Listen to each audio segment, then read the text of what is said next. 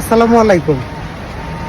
মালয়েশিয়াতে যারা এসে থাকে, বিশেষ করে স্টুডেন্ট, ট্যুরিস্ট অথবা ওয়ার্ক পারমিটে যেই সমস্ত ভাই ব্রাদাররা আসেন প্রবাসের লাইফে মালয়েশিয়াতে, সবাইকে যদি আপনি একটা প্রশ্ন করেন যে মালয়েশিয়ার ওয়েদার কেমন, তখন আপনি তাদের থেকে শুনতে পাবেন যে মালয়েশিয়া ওয়েদারের দিক দিয়ে এশিয়াতে ওয়ান অফ দ্য বেস্ট একটা কান্ট্রি।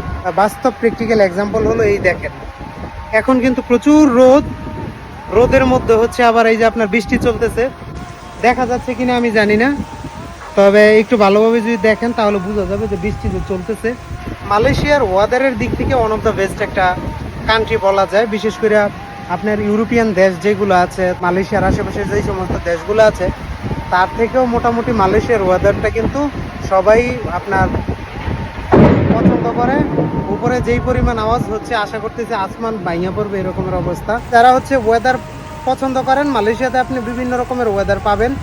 যেরকম আপনি মালয়েশিয়াতে একটা জায়গার নাম হচ্ছে গেন্টিং হাইল্যান্ড, সেখানে যদি যান, রোদ বৃষ্টি তুফান যাই হোক না কেন, মরুভূমির মতো রোদও থাকে, তাহলে সেখানে গেলে আপনি প্রায় 6100 ফিট উপরে আপনি মেঘে ঢাকা একটা আকাশ পাবেন, বৃষ্টির একটা ছোঁয়া পাবেন। সেখানে সবসময় শীতল পরিস্থিতি বিরাজ করে।